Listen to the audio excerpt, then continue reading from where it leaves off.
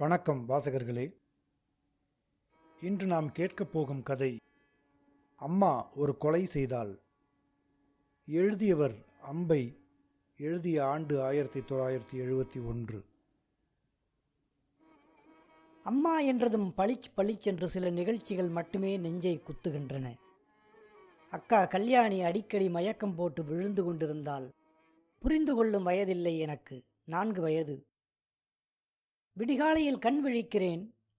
ஏதோ தமுக்கு மாதிரி சத்தம் கேட்கிறது. கதவருகே சென்று பார்க்கிறேன். கல்யாணியை பலகையில் உட்கார்த்தியிருக்கிறார்கள். எதிரே எவனோ கொத்து இலையோட நிற்கிறான். ஆ ஊ என்று சில மாதங்கள் மட்டுமே சிரிப்பு காட்டிய தம்பி பாப்பா நான் இருந்த அறையிலேயே தொட்டிலில் இருக்கிறான். நீரஜாட்சி, போய் கொண்டு வா என்கிறார்கள் யாரோ. நான் அம்மாவை பார்க்கிறேன்.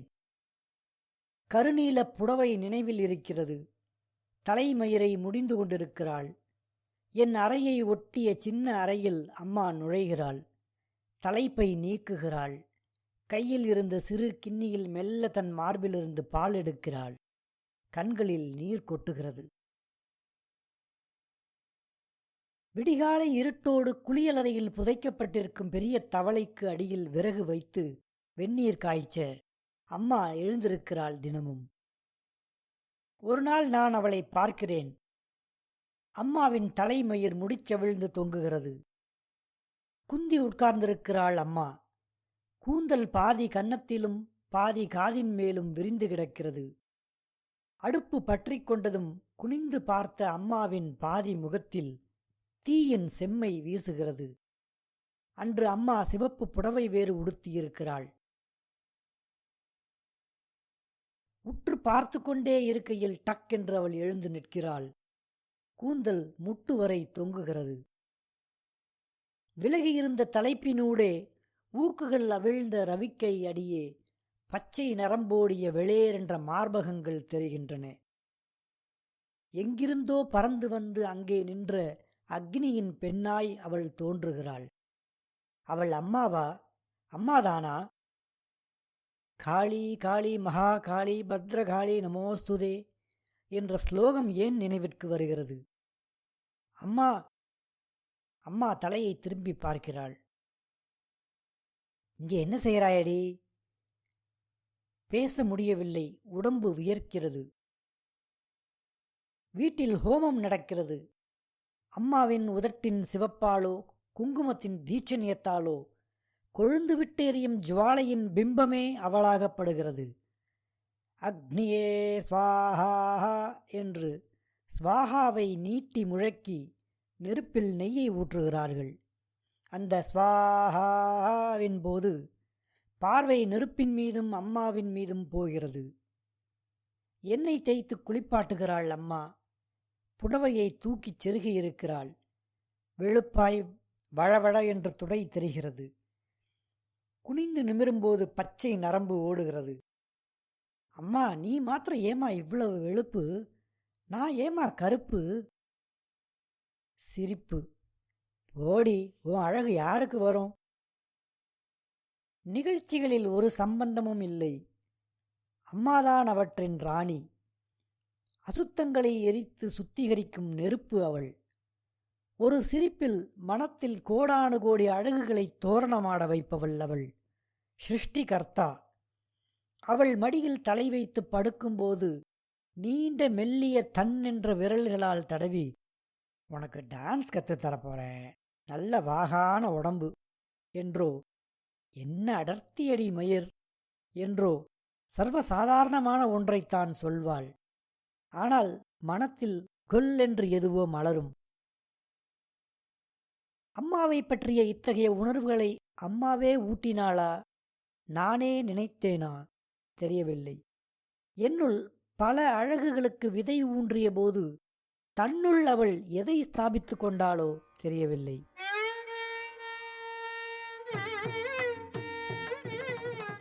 அப்போது 13 வயது. பாவாடைகள் குட்டையாகப் போக ஆரம்பித்து விட்டன. அம்மா எல்லாவற்றையும் நீளமாக்குகிறாள். அம்மா மடியில் படுக்கும் மாலை வேளை ஒன்றில் எங்கோ படித்த வரிகள் திடீரென்று நினைவு வர நான் அம்மாவை கேட்கிறேன், அம்மா, பருவம்னா என்னம்மா? மௌனம், நீண்ட நேர மௌனம்.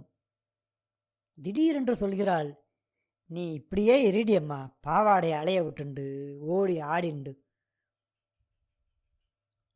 சித்தி பெண் ராதுவை பெண் பார்க்க வருகிறார்களாம். அம்மா போய்விடுகிறாள் அங்கே. அந்த முக்கியமான நாளில் அம்மா இல்லை. கல்யாணிதான் தீபாவளி அன்று எண்ணெய் தேய்த்து தலைமயிரை அலசி விடுகிறாள். குளியலறையின் ஜன்னல் வழியாக இருள் கலையாத வானம் தெரிகிறது. கல்லூஸ், ரொம்ப சீக்கிரமா எழுப்பிட்டேடி, பட்டாசு சத்தமே கேட்கலையே இன்னும். உனக்கு என்ன தேய்ச்சிட்டு நானும் தேய்ச்சிக்க வேண்டாமா? வயசு 13 ஆறுது, என்ன தேய்ச்சிக்க வராது உனக்கு? குனிடி. கல்யாணிக்கு பொறுமை கிடையாது. தேங்காய் நாரை உரிப்பது போல் தலையை வலிக்க வலிக்க தேய்க்கிறாள் கல்யாணி. கத்திரிப்பூ ஸ்டார்டின் துணியில் அம்மா எனக்கு பாவாடை தைத்திருக்கிறாள் அந்த தீபாவளிக்கு. வழுக்கிக் கொண்டு தையல் மிஷினில் அது ஓடும்போதே மனம் ஆசைப்பட்டது. அந்த முறை அளவெடுத்து பாவாடை தைத்தாள் அம்மா. அளவெடுக்கணும் வாடி, வசந்து போயிட்டேன் நீ. அளவெடுத்து விட்டு நிமிர்கிறாள் அம்மா. 2 இன்ச்சு பெருசாயிடுத்து இந்த பொண்ணு. கத்திரிப்பூ சாட்டின் பாவாடை மற்ற பாவாடைகள் மாதிரி குட்டையாக இருக்காது. வழுக்கிக் கொண்டு தரையை எட்டும். உழுக்கென்று எழுப்பி நிற்க வைத்து தலையை துவட்டுகிறாள் கல்யாணி. ஷிம்மீசை மாட்டிக்கொண்டு பூஜை அறைக்கு ஓட்டம். பலகை மேல் அடுக்கி இருந்த புது துணிகளில் அப்பா என்னுடையதை தருகிறார். இந்தாடி கருப்பி. அப்பா அப்படித்தான் கூப்பிடுவார். அப்பா அப்படி சொல்லும்போது சில சமயம் கூடத்தில் ஹா என்று தொங்கும் கண்ணாடி முன் நின்று கொண்டு பார்ப்பேன். அம்மா காதில் எத்தனை அழகு நீ என்று கிசுகிசுப்பதைப் போலிருக்கும். சரளா வீட்டில் உள்ள கண்ணாடி பெட்டியில் உள்ள மீன் மாதிரி வழுக்கிக் கொண்டு போகிறது பாவாடை. வெல்வெட்டு சட்டை. பொட்டு இட்டுக்கொண்டு அப்பா முன் போகிறேன். அட, பரவாயில்லையே என்கிறார் அப்பா. பட்டாசை எடுத்து முன்னறையில் வைத்துவிட்டு சண்பக மரத்தில் ஏற ஓடுகிறேன். நித்தியம் காலையில் சண்பக மரத்தில் ஏறி பூ பறிப்பது ஒரு வேலை. பூக்குடலையில் பூ நிரப்பி அம்மாவிடம் தந்தால் கொள்ளை பூ என்று கண்களை விரித்து அம்மா தன் விரல்களை அதில் அழைய விடுவாள். விரல்களே தெரியாது. சாட்டின் பாவாடை வழுக்குகிறது. உச்சாணி கொம்பில் ஏற முடியவில்லை. இருட்டு வேறு. இறங்கும் தருவாயில் பேர் என்று வெடிக்கிறது யார் வீட்டிலோ ஒரு பட்டாசு. உடம்பு நடுங்க மரத்திலிருந்து ஒரு குதி. வீட்டினுள் ஓட்டம். மூச்சு வாங்குகிறது. ஆசுவாசப்படுத்தி கொண்டு முன் அறைக்கு ஓடி என் பங்கு பட்டாசை வெடிக்கிறேன். அப்புறம்தான் பூக்குடலை நினைவுக்கு வருகிறது. விடிந்திருக்கிறது. பாவாடையை தூக்கி பிடித்தவாறே மரத்தின் அடியில் கிடந்த பூக்குடலையை எடுக்க குனிகிறேன். பூக்கள் சில சிதறியிருக்கின்றன. நன்றாக குனிந்து எடுக்கும்போது பாவாடை தரையில் விரிகிறது. புதுப்பாவாடையில் அங்கும் இங்கும் கரைகள். மரம் ஏறியதாலோ? கலோஸ் என்று அழைத்தவாறே உள்ளே வந்து, பாவாடையெல்லாம் அழுக்காக்கிட்டேண்டி, அம்மா வைவாளா என்று கேட்டுக்கொண்டே பூக்குடலையுடன் அவள் முன் நிற்கிறேன்.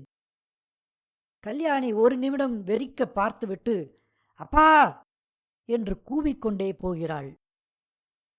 கல்யாணியின் பார்வை பூக்குடலையை கூட வாங்காமல் அவள் உள்ளே ஓடியது எல்லாமாக மனத்தில் கம்பளிப்பூச்சி நெளிகிறது. சாட்டின் பாவாடையை பார்க்கிறேன். வெல்வெட் சட்டையை தடவி பார்க்கிறேன். ஒன்றும் ஆகவில்லையே. பகவானே, எனக்கு ஒன்றும் ஆகவில்லையே. என்னை நானே கேட்டுக்கொள்ளும் போதே தெரிகிறது ஏதோ ஆகிவிட்டதென்று. எங்கும் பட்டாசொலிகள் கேட்டவாறு இருக்கின்றன. கையில் பிடித்த பூக்குடலையுடன் வேகமாக மூச்சு விட்டவாறு உடம்பு பதற உதடுகள் துடிக்க நிற்கிறேன். ஹோ என்று அழுகை வருகிறது. அம்மாவை பார்க்க வேண்டும். சின்னாளப்பட்டு புடவை உடுத்திய தோளில் தலையை அழுத்தி பதித்து கொள்ள வேண்டும். பயமா இருக்கே என்று வெட்கமில்லாமல் சொல்லி அழ வேண்டும். அம்மா தலையை தடவித் தருவாள். என்னவோ ஆகிவிட்டதே பயங்கரமாக. முறுக்கு பிழிய வரும் மொட்டை பாட்டியை எங்கிருந்தோ கூட்டிக் கொண்டு வருகிறாள் கல்யாணி. பாட்டி அருகில் வருகிறாள். என்னடி அம்மா அழற? என்ன ஆயிடுத்து இப்போ? லோகத்துல இல்லாதது ஆயிடுத்தா? பாட்டி சொன்னது ஒன்றும் தெரியவில்லை. என் உணர்வுதான் எதையோ புரிந்து கொண்டு பயத்தில் சில்லிட்டதே ஒழிய அறிவுக்கு ஒன்றும் எட்டவில்லை. மனத்தின் ஆழத்திலிருந்து ஆறாத தாகமாய் கிளம்பிய ஒரே ஒரு அழைப்பு, அம்மா.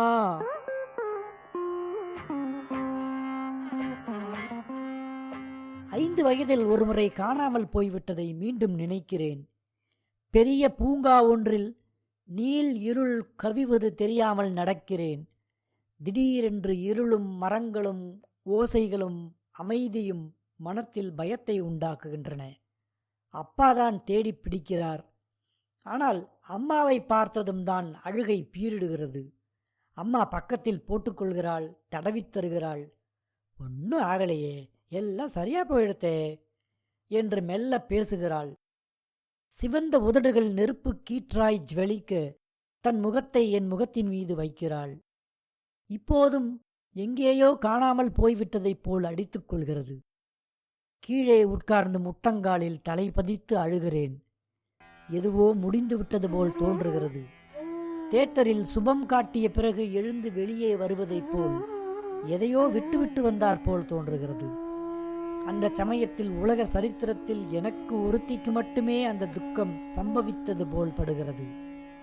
அத்தனை துக்கங்களையும் வெல்வெட் சட்டை அணிந்த மெல்லிய தோள்கள் மேல் சுமையாய் தாங்குவது போல் அழுகிறேன்.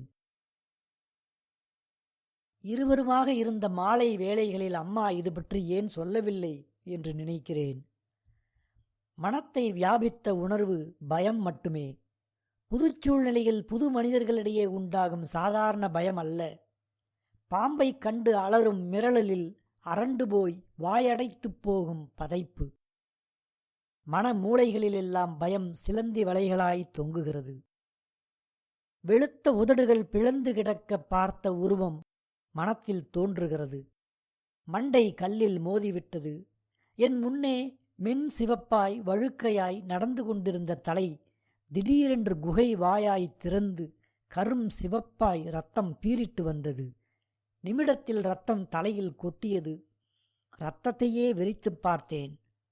சிவப்பு எங்கும் படர்ந்து கண்களிலேயே பாய்ந்து ஓடுவது போல் தோன்றியது.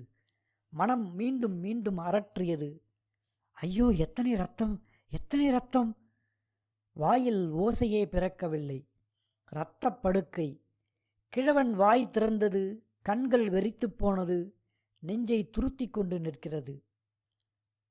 ரத்தம் எத்தனை பயங்கரமானது! உதடுகள் வெளுக்க, கை கால்கள் அசைவற்று போக. அம்மா தேவை. இருட்டைக் கண்டு பயந்ததும் அனைத்து ஆறுதல் சொல்வது போல் இந்த பயத்திலிருந்து மீள அம்மா வேண்டும் என்று மனம் ஏங்குகிறது. அம்மா ஜில்லென்று கரத்தை தோளில் வைத்து, இதுவும் ஒரு அழகுதான் எனக்கூடாதா? எழுந்திரேண்டி ப்ளீஸ், எத்தனை நாழிடி அழுவாய்? என்னுடன் கூட உட்கார்ந்து தானும் ஒரு குரல் அழுத கல்யாணி கெஞ்சுகிறாள். அம்மா. அம்மா தான் அடுத்த வாரம் வராளே. இப்போதான் இதை பற்றி லெட்டர் போட்டேன். ராதுவுக்கு பெண் பார்க்கறது எல்லாம் முடிஞ்சப்புறம் வருவா. இப்போ நீ எழுந்திரடி, சுத்த தலைவேதனை. கல்யாணிக்கு கோபம் வர ஆரம்பிக்கிறது. எனக்கு என்னடி ஆயிடுத்து? உன் தலை மண்டா ஆயிடுத்து. எத்தனை தடவை சொல்கிறது? இனிமேலாம் நான் மரத்தில் ஏறக்கூடாதா? நறுக்கென்று குட்டுகிறாள் கல்யாணி. தடிச்சி, 1/2 மணியா எழுந்துரு, பாவாடைய மாத்திரன்னு கெஞ்சறேன், நீ கேள்வி வேற கேட்குறியா? அப்பா, இவள் ரொம்ப படுத்துறாப்பா என்று அப்பாவுக்கு குரல் கொடுக்கிறாள். அப்பா வந்து, அசட்டுத்தனம் பண்ணக்கூடாது, கல்யாணி சொல்றபடி கேட்கணும் என்கிறார். முறுக்கு பாட்டி வேறு, என்ன அடம் பிடிக்கிறா, எல்லாருக்கும் வர தலைவிதி தானே என்கிறாள். அப்பா போன பிறகு 7 நாட்கள். அம்மா வர இன்னும் 7 நாட்கள். ராதுவை பெண் பார்த்த பிறகு இருட்டில் தடுமாறுவதைப் போல் 7 நாட்கள். அடுத்தகத்து மாமி, எதிர் வீட்டு மாமி எல்லோரும் வருகிறார்கள். ஒரு நாள், தாவணி போடலையாடி கல்யாணி? எல்லாம் அம்மா வந்தப்புறம்தான் மாமி. இது அடங்காப்படாரி, அம்மா சொன்னால்தான் கேட்கும். இனிமே எல்லாம் சரியா போயிடுவா. இனிமே அடக்க ஒடுக்கம் வந்துடும். ஏன்? இனிமேல் என்ன ஆகிவிடும்? தாவணி ஏன் போட்டுக்கொள்ள வேண்டும்? அம்மா சொன்னாலே, இப்படியே இருடியம்மா பாவாடை அலைய விட்டுண்டு. நான் ஏன் மாற வேண்டும்? யாருமே விளக்குவதில்லை. பொம்மை போல் என்னை உட்கார்த்தி வைத்து பேசுகிறார்கள். அப்பா வந்தால் தலைப்பை போர்த்திக் கொண்டு மெதுவாக பேசுகிறார்கள். 5ஆம் நாள், நீயே என்ன தேய்ச்சிக்கோடி. என்னிடம் சுடச் சுட எண்ணெயை கிண்ணியில் ஊற்றிக் கொடுக்கிறாள் கல்யாணி. இடுப்பின் கீழ் நீண்ட கூந்தலுடன் அழுதவாறே போராடிவிட்டு ஷிம்மீஸுடன் கூடத்து கண்ணாடி முன் நிற்கிறேன். இனிமே பாத்ரூம்லயே ட்ரெஸ் பண்ணிக்கணும், தெரிஞ்சதா? என்கிறார் அப்பா. அப்பா போன பிறகு கதவை சாத்துகிறேன். ஷிம்மீஸை கழற்றி போடுகிறேன். கருப்பு உடம்பை கண்ணாடி பிரதிபலிக்கிறது. முகத்தை விட சற்றே நிறம் மட்டமான தோள்கள், கைகள், மார்பு, இடை, மென்மையான துடைகளின் மேல் கை ஓடுகிறது. நான் அதே பெண் இல்லையா? அம்மா என்ன சொல்லப் போகிறாள்? ஸ்கூல் யூனிஃபார்ம் போட்டுக்கொள்கிறேன். கதவை திறந்ததும் கல்யாணி வருகிறாள். ஸ்கூல்ல ஏன் வரலன்னு கேட்டா என்னடி சொல்வ? கல்யாணியை வெறித்துப் பார்க்கிறேன். கூண்டிலிருந்து விடுபட்ட பட்சி போல் குதூகலத்துடன் ஸ்கூலுக்கு கிளம்பிக் கொண்டிருந்த வேகம் குறைகிறது. ஒன்னும் சொல்ல வேண்டாம், சும்மா இரு. அன்று கேம்ஸ் பீரியடில் விளையாடவில்லை. அகன்ற மரம் ஒன்றன் பின் மறைந்து கொள்கிறேன். முன்பு ஒரு முறை அப்படி விளையாடாமல் இருந்திருக்கிறேன். மறுநாள் காலை மிஸ் லீலா மேனன் வகுப்பில், நேற்று விளையாடாத முட்டாள்கள் யார் என்றாள். நான் எழுந்திருக்கவில்லை. நீ ஏன் எழுந்திருக்கவில்லை என்றாள். நான் முட்டாள் இல்லையே மிஸ் என்றேன். ப்ராக்ரஸ் ரிப்போர்ட்டில் எழுதிவிட்டால் இம்பர்டினன்ட் என்று. அன்று மிஸ் லீலா மேனன் திட்டு பற்றி கூற மனம் பயப்படவில்லை. இப்போது எனக்கு ஆகியிருக்கும் ஒன்றை விட வேறு எதுவும் எப்போதும் என்னை பாதிக்காது என்று படுகிறது. மரத்தடியே உட்கார்ந்து வழக்கம்போல் எனிட் பிளைட்டன் படிப்பதில்லை. கீழே வெட்டப்பட்டிருந்த குழியில் உதிர்ந்தவாறிருக்கும் பழுத்த இலைகளிடம் நான் கேட்கிறேன், எனக்கு என்னதான் ஆகித் தொலைந்து விட்டது? கூண்டிலிருக்கும் கைதி நீதிபதியின் வாயை பார்ப்பது போல் அம்மாவின் சொல் ஒன்றுக்காக மட்டுமே மனம் எதிர்பார்க்கிறது. கண்களை தாழ்த்தி என்னை பார்த்தவாறே, உனக்கு ஆகியிருக்கும் இதுவும் அழகுதான் என்பாளா அம்மா? பயமுறுத்திய முறுக்கு பாட்டி கல்யாணி எல்லோரையும் புன்னகையின் ஒரு தீப்பொறியில் அவள் ஒதுக்கி தள்ளிவிடுவாள். அம்மா வித்தியாசமானவள். அவள் நிற்கும் இடத்தில் வேண்டாதவை அழிந்து வெறும் அழகு மட்டுமே ஆட்சி செலுத்தும். அவளுக்கு எல்லாமே அழகுதான். அம்மா ரொம்ப தேவையாக இருக்கிறாள். ஏதோ ஒன்று விளக்கப்பட வேண்டும். கத்திரிப்பூ சாட்டின் பாவாடையை நினைத்தாலே உடம்பு வியர்த்துப் போய் நடுங்குகிறதே. நாக்கு தடித்துப் போய் மரக்கட்டையாய் வாயில் லொட்டென்று படுத்து விடுகிறதே.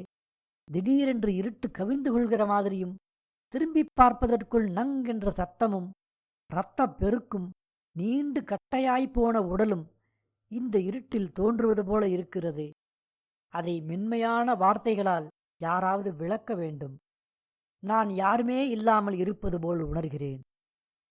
தோட்டக்காரன் எழுப்பிய பின் மெல்ல வீட்டுக்குப் போகிறேன். ஏண்டி இவ்வளோ லேட்? எங்கே போன? எங்கேயும் போல, மரத்தடியில் உட்கார்ந்துருந்தேன். தனியாவா? ஏண்டி நீ ஒன்றும் சின்ன பொண்ணா? ஏதாவது ஆகி வைத்தால்? ஸ்கூல் பையை விட்டு எறிகிறேன். முகம் எல்லாம் சூடேறுகிறது. செவிகளை கையால் மூடிக்கொண்டு வீறிட்டு கத்துகிறேன். நான் அப்படித்தான் உட்காருவேன், எனக்கு ஒன்னும் ஆகல. ஒவ்வொரு வார்த்தையையும் நீட்டி அழுத்தி வெறிக்கத்தலாய் கத்துகிறேன். அப்பாவும் கல்யாணியும் அதிர்ந்து போய் நிற்கின்றனர். நான் கோபித்துக் கொண்டு மொட்டை மாடிக்கு போய் உட்காருகிறேன். சண்பக மரத்தின் வாசனையோடு அங்கேயே இருக்கலாம். கல்யாணியும் அப்பாவும் இங்கே வரக்கூடாது. நானும் சண்பக மர வாசனையும் மட்டுமே. ஒன்றும் பேசாத தொடாத அந்த வாசனை வீட்டு மனிதர்களை விட நெருங்கிய ஒன்றாகப்படுகிறது. இவர்கள் பேசாமல் இருந்தால் எவ்வளவு நன்றாக இருக்கும். அம்மா மாதிரி விழிகளை விரித்து சிரிப்பு. அம்மா அப்படி பார்த்தால் நெஞ்சினுள் ஏதோ செய்யும். வாய்விட்டு சிரிக்கத் தோன்றும், பாடத் தோன்றும். அம்மா சிருஷ்டிப்பவள். ஆனந்தத்தை, உற்சாகத்தை, அழகை எல்லாம் தலையை திருப்பி ஒரு புன்னகையால் ஜாலம் செய்து வரவழைப்பவள். கல்யாணி மேலே வருகிறாள். சாப்பிட வாடியம்மா சின்ன ராணி. அம்மா உன்னை செல்லம் கொடுத்து குட்டி சுவராக்கிட்டா. அலட்சியமாக உதட்டை பிதுக்கியவாறே எழுந்து கொள்கிறேன். மறுநாள் காலை அம்மா வருகிறாள். டாக்ஸியின் கதவை திறந்து கரும்பச்சை பட்டுப்புடவை கசங்கி இருக்க அம்மா வீட்டிற்குள் வருகிறாள். என்ன ஆச்சு என்கிறார் அப்பா. பொண்ணு கருப்பா, வேண்டாம்னுட்டான் கடங்கார. உன் தங்க என்ன சொல்றா? வருத்தப்படுறா பாவம். நமக்கும் ஒரு கருப்பு பொண்ணு உண்டு. மொட்டென்று அம்மா முன் போய் நிற்கிறேன். கல்யாணி லெட்டரில் எழுதியதை விட விளக்கமாய் நானே சொல்ல வேண்டும் என்று தோன்றுகிறது. மெல்ல அவள் கழுத்து பதிவில் உதடுகள் நடுங்க மென் குரலில் எல்லாவற்றையும் அரற்ற வேண்டும் போல் படுகிறது. நெஞ்சில் நெளியும் பயத்தை கூற வேண்டும் என்று அடித்துக் கொள்கிறது.